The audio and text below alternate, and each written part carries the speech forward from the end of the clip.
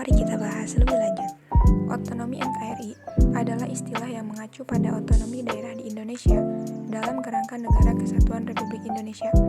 Otonomi daerah adalah hak, wewenang, dan kewajiban daerah otonom untuk mengatur dan mengurus sendiri urusan pemerintahan dan kepentingan masyarakat setempat, sesuai dengan peraturan perundang-undangan. Namun, tanggung jawab dan kontrol tetap berada di tangan pemerintahan pusat. Sejarah dan perkembangan otonomi di Indonesia. Yang pertama, era kolonial.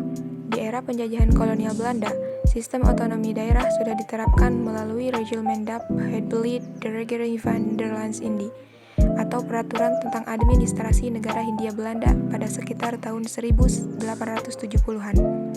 Pada tahun 1903, pemerintahan kolonial Belanda juga mengeluarkan Decentralisasiewet yang memberikan wewenang kepada daerah dalam mengurus urusan pemerintahan setempat.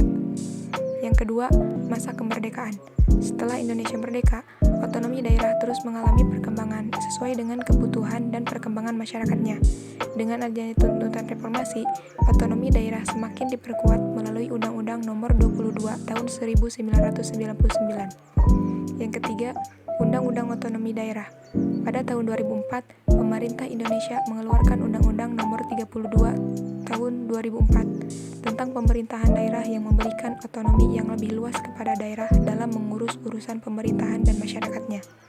Kemudian, pada tahun 2014, Undang-Undang Nomor 23 Tahun 2014 tentang pemerintahan daerah diterbitkan untuk mengatur lebih lanjut mengenai otonomi daerah di Indonesia. Perkembangan otonomi daerah di Indonesia terus berlanjut dengan adanya revisi peraturan perundang-undangan yang relevan. Dasar Hukum Otonomi Daerah. 1. Undang-Undang Dasar 1945, Pasal 18B, 18C, dan 18D. 2. Undang-Undang Nomor 32 Tahun 2004. Yang ketiga, Undang-Undang Nomor 23 Tahun 2014 tentang Pemerintahan Daerah. Selain ketiga dasar hukum di atas, terdapat juga peraturan perundang-undangan lain yang mengatur tentang otonomi daerah, seperti peraturan pemerintahan, peraturan daerah, dan peraturan presiden yang lebih spesifik mengenai pelaksanaan otonomi daerah. Bentuk otonomi NKRI. Berikut adalah beberapa bentuk otonomi daerah dalam konteks otonomi NKRI. Yang pertama, otonomi daerah provinsi. Provinsi memiliki gubernur sebagai kepala pemerintahan provinsi dan Dewan Perwakilan Rakyat Daerah atau bisa disebut dengan DPRD sebagai lembaga legislatif. Yang kedua, otonomi daerah kabupaten atau kota. Kabupaten atau kota dipimpin oleh seorang bupati atau wali kota dan memiliki DPRD sebagai lembaga legislatif. Yang ketiga, otonomi daerah desa.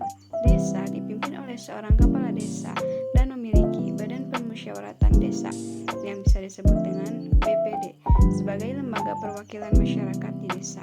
Selain itu, terdapat juga bentuk otonomi khusus seperti yang pertama, otonomi khusus untuk Provinsi Papua dan Papua Barat. Lalu yang kedua, otonomi khusus untuk daerah kepulauan. Bentuk otonomi daerah ini bertujuan untuk meningkatkan pelayanan publik, pemberdayaan daerah, dan pembangunan yang lebih merata di seluruh Indonesia. Prinsip otonomi NKRI. Di sini prinsip otonomi NKRI yaitu ada 5. Yang pertama, desentralisasi. Prinsip ini mengacu pada pemberian kewenangan kepada pemerintah daerah untuk mengatur dan mengelola urusan pemerintahan di tingkat lokal. Yang kedua, partisipasi masyarakat. Prinsip ini menekankan pentingnya keterlibatan aktif masyarakat dalam pengembangan keputusan dan pelaksanaan kebijakan di tingkat daerah. Yang ketiga, subsidiaritas. Prinsip ini mengacu pada prinsip bahwa urusan yang dapat diselesaikan di tingkat lokal sebaiknya ditangani oleh pemerintah daerah, sedangkan urusan yang membutuhkan koordinasi dan keputusan bersama lebih baik ditangani oleh pemerintah pusat. Yang keempat, keterpaduan dan keserasian. Prinsip ini mengacu pada pentingnya koordinasi dan sinergi antara pemerintah pusat dan pemerintah daerah dalam pelaksanaan kebijakan dan program pembangunan. Dan yang terakhir, keadilan dan kesejahteraan.